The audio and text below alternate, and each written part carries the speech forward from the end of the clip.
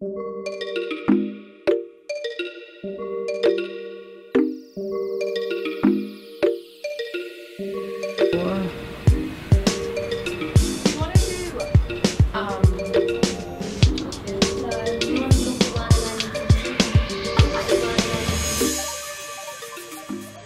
I'm Giulietta. Oh, and I'm Jett.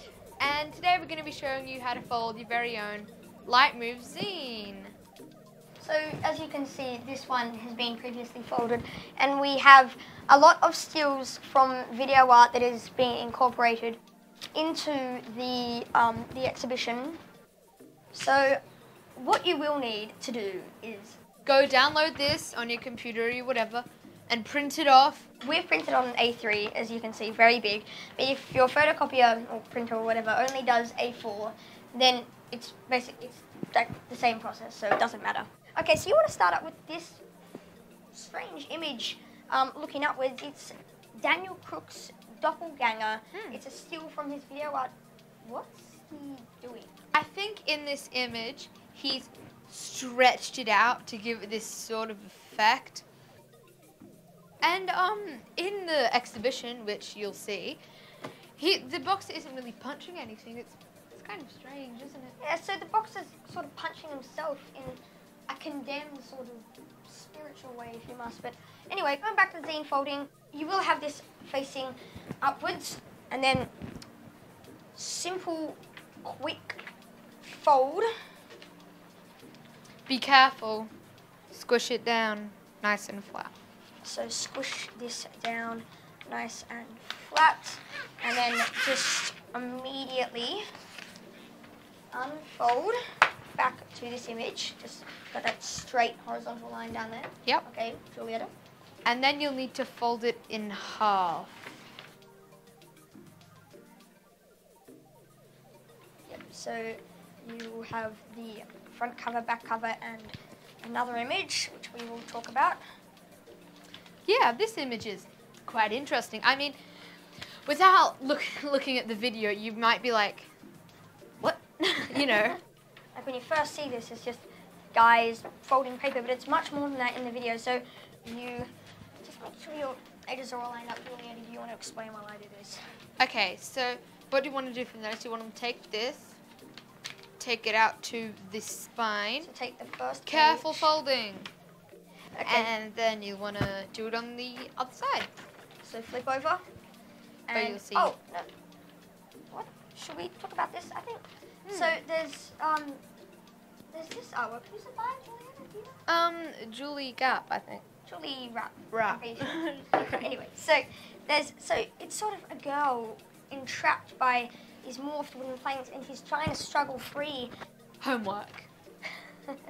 So, Probably not, but that's how it feels. yeah, I guess in high to me. school blues, homework and everything. But I think she's trying to escape from the expectations of society of women, and it's just too much for her. And what does it make you feel like? What does it make you feel like? Stress, sort of, and uncomfortable, irritated, all that stuff. And here we have BMX rider. Do you know anything?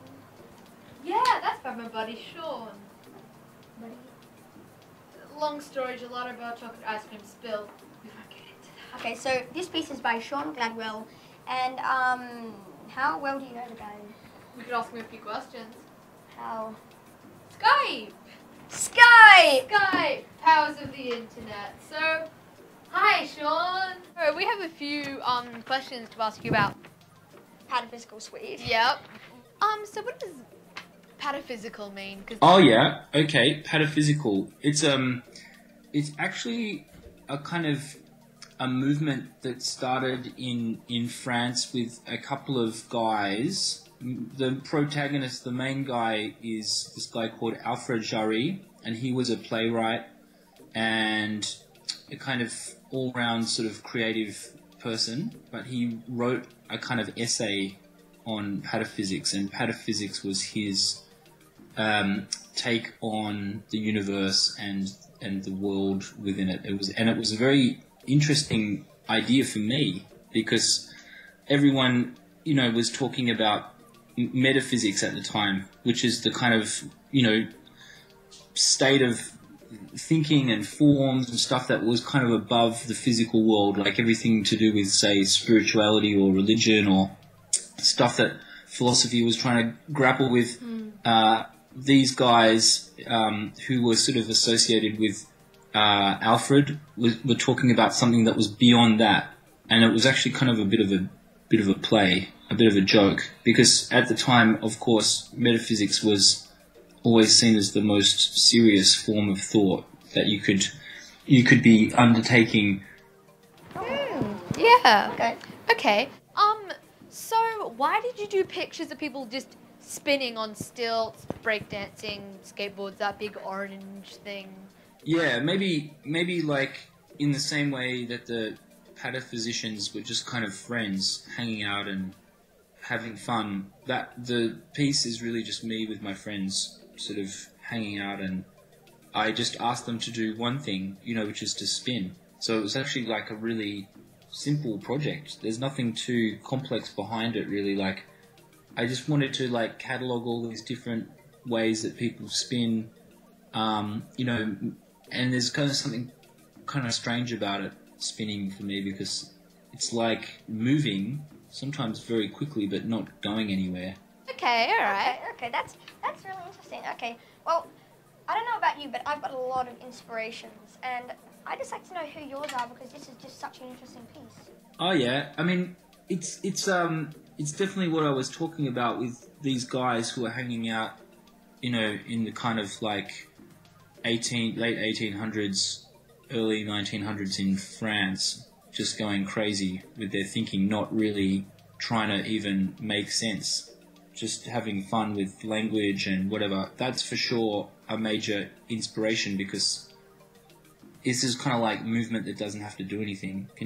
You can just kind of circle around, and someone doing a backspin breakdancing, that's fantastic. They don't have to even dance with a partner. That's so I've got the kind of stuff that you're actually seeing is the inspiration, but then it does get a bit heavy, I'm afraid.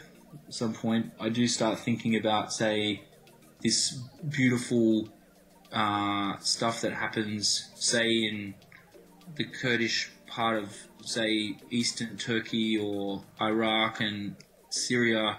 There's these twirling dervishes that are, it's quite an amazing activity that we've all seen, where you get these people who spin and then these dresses fan out, and it's like a spiritual activity. And so for me, like, this whirling dervish, or the act of the sema, is like that kind of Sufic kind of dancing is pretty amazing. I feel like I see some aspects of that in what my friends do, spinning around on their BMX bikes. Oh, okay. Well, thanks, Sean. Thanks for joining us all the way from London. They have really cool accents. Harry Potter. Oh yeah, I'll just show you around, Missy. Yeah, all right. So anyway, from here, you want to do what you did on the other side, just like so. Careful. I'm not going to be dramatic. Careful. Okay. And then you'll come to this here. All right. We're getting up to the tricky part. I'm warning you. All right. So then you'll have this. You'll have one mountain fold. Yep. And two valley folds. And here you can see everything but the crooks for once. Yeah. But the doppelganger. So everything. And this is the time. Kronos. All right. What you want to do is you want to cut from this line down to here. Don't cut any further, or it won't be a good scene. Yeah. All right. So, what you want to do from here is you want to grab your two sections. Tricky part.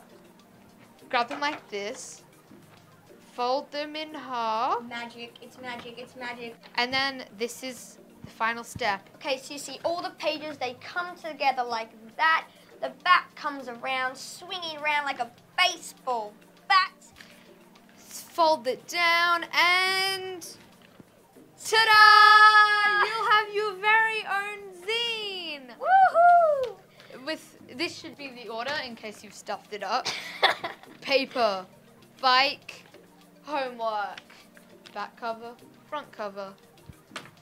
Thank you for joining us, and Goodbye. Bye. Bye.